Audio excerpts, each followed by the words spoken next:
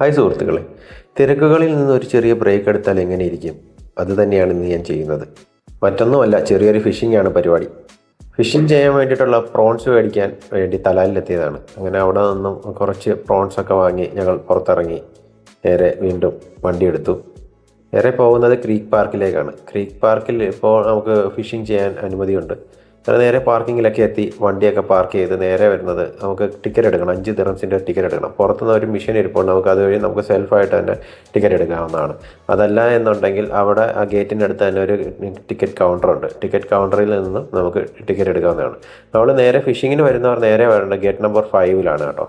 നേരെ gate number 5-ലെത്തി ticket എടുത്ത് അകത്ത് കയറിയാൽ നമുക്ക് നല്ല ഒരു പാർക്കും കാര്യങ്ങളൊക്കെ കാണാം. ഇഷ്ടംപോലെ ആൾക്കാരുണ്ട്, പല പരിപാടികളും അവിടെ നടത്താൻ പറ്റും. നമുക്ക് വളരെയധികം ഫാമിലീസ് സമയം സ്പെൻഡ് ചെയ്യാൻ വരുന്നൊരു ഇടമാണ് കേട്ടോ. ബർത്ത്ഡേ പാർട്ടി അങ്ങനെയൊക്കെയുള്ള പരിപാടികളൊക്കെ നമുക്ക് അവിടെ വെച്ച് നടത്താൻ സാധിക്കും കേട്ടോ.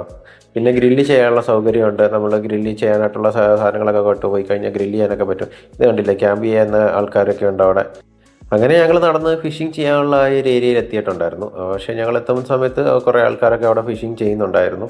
അങ്ങനെ നമ്മൾ ഫിഷിംഗ് ഒക്കെ സ്റ്റാർട്ട് ചെയ്യാനുള്ള തയ്യാറെടുപ്പ് തുടങ്ങി. കൊണ്ടുവന്ന ആ പ്രോൺസൊക്കെ നമ്മുടെ ഫിഷിംഗ് റീലിലേക്ക് ഹുക്ക് ചെയ്ത് നമ്മളത് കാസ്റ്റ് ചെയ്യാനുള്ള തയ്യാറെടുപ്പ് തുടങ്ങി. നമ്മുടെ സുഹൃത്തായിട്ടുള്ള വിഷ്ണുവാണ് ഇതെല്ലാം ചെയ്യുന്നത്. എൻ്റെ റൂംമേറ്റ് കൂടിയാണ്, എൻ്റെ കസിനും ഉണ്ടായിരുന്നു കൂടെ.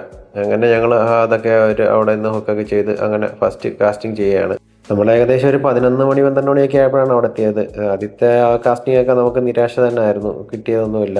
ചെറിയ ചെറിയ മീനുകളൊക്കെയാണ് കിട്ടിയത്. നമ്മുടെ നാട്ടിൽ ഈ ഏട്ട എന്നൊക്കെ പറയുന്ന ആ ഒരു സാധനം ഉണ്ടല്ലോ, അതൊക്കെയാണ് നമുക്ക് കിട്ടിയത്. അങ്ങനെ കുറച്ച് നേരം കഴിഞ്ഞപ്പോഴത്തേക്ക് അവിടെ ഫിഷിങ്ങിനുള്ള ആൾക്കാരുടെ എണ്ണം കൂടി തുടങ്ങിയിട്ടുണ്ടായിരുന്നു. കുറച്ചൊക്കെ നമുക്ക് മീൻ കിട്ടി. നമ്മൾ മസാലയും കാര്യങ്ങളൊക്കെ അവിടെ കൊണ്ടുപോകണം. നമുക്ക് അവിടെ തന്നെ വെച്ച് ഇതിനെ ഗ്രില്ല് ചെയ്ത് കഴിക്കാവുന്നതാണ്. അങ്ങനെ കിട്ടിയ മീനെ എടുത്ത് ഞങ്ങൾ തിരിച്ചു. അപ്പോൾ അടുത്തൊരു വീഡിയോ ആയിട്ട് വീണ്ടും കാണാം. Keep watching. Thank you.